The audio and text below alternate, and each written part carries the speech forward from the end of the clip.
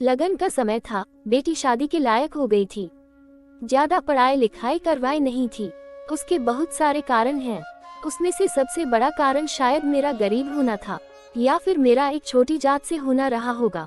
पूरे इलाके में बस 2 ही स्कूल थे, पर एक स्कूल नहीं जा सकती थी क्योंकि वो गरीब की बेटी थी, और दूसरे में नहीं जा सकती थी क्योंकि वो उस समाज से थी जिससे उसको इजाजत नहीं था। एक साथ बैठकर अपने बाप के मालिक के बच्चों के साथ पढ़े। देखा जाए तो दोनों में ही उसकी गलती नहीं थी, और है अगर थी तो उसकी किस्मत खराब थी कि वो मेरे घर में जन्म ली थी। खैर, ये तो बहुत ही साधारण बात है। शादी करने के लिए लड़का मिला था, 5वीं तक पढ़ा हुआ था, पर भगवान की दी हुई उसके हाथ में मीठी का बर्तन बनाने की कला थी। सब बात हो गई थी, कुछ नहीं मांगा था, बस 51 लोगों को बारात में लेकर आने की बात तय हुई थी। बहुत मुश्किल से मालिक से कुछ पैसा उधार तो मिल गया, पर लड़के वालों को शादी जल्दी करनी थी। धान की रोपाई से पहले शादी करनी थी। मुझे कोई दिक्कत नहीं थी, पर मैं भी तो एक किसान ही था ना। अचानक से बारिश बहुत अच्छी होने का समाचार रेडियो पर आने लगा, और कृषि विभाग के वैज्ञानिकों ने इस बार अनुमान लगाया कि बारिश अच्छे होने के कारण से धान की उपज बहुत अच्छी होने वाली है।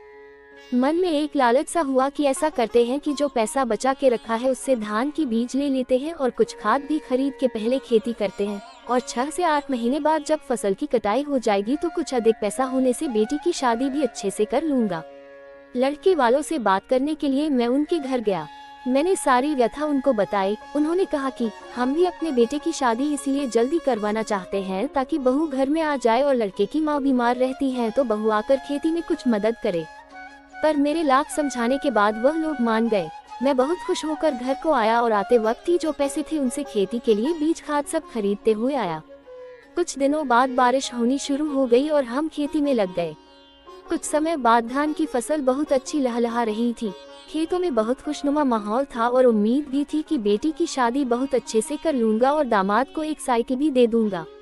औकात से बढ़कर इसलिए सोचा था क्योंकि इस साल फसल को देखकर कुछ सोचने और करने की हिम्मत आ गई थी। पर अचानक से न जाने कहां से उसी रात मूसलाधार बारिश, आंधी तूफान मेरी किस्मत को किस दिशा में मोड़ने के लिए आ धमके। सारी फसल नष्ट हो गई और हाथ में 2 वक्त की रोटी खाने तक की गुंजाइश ना बची। कुछ नहीं बचा, सब बर्बाद हो गया। शायद अधिक वर्षा होने के कारण से कोशिका बांध टूट गया होगा और सबकी फसल, हम सबकी किस्मत को लेकर समंदर में समा गई होगी। कुछ नहीं बचा था तो सोचा कि जो भी है बचा हुआ कम से कम उससे बेटी की शादी तो कर लूं। जब बारिश की लहर कुछ कम हुई तो मैं लड़के वालों के पास गया जहां पर बेटी की शादी के लिए बात की थी।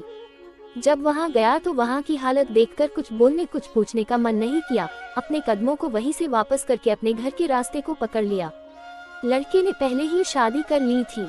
हाँ, जानता हूँ 5 से 6 महीने रुकना उनके लिए शायद मुश्किल रहा होगा, पर समय की ऐसी मार हमारे परिवार पर पड़ी कि ना तो फसल हुई, ना कुछ खाने के लिए बचा, और ना ही अपनी बेटी की शादी कर पाया। और ऊपर से साहूकार का कर्जा कुछ यूं सर चढ़ गया कि मन कर रहा था अपनी जान ले लूं। लेकिन जान ले भी लेता तो मेरी बीवी, मेरे बच्चे, उनका क्या होता?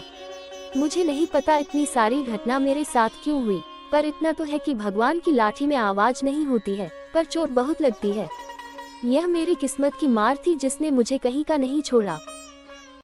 जय जवान जय किसान। For more, like, share, subscribe. Stories for you.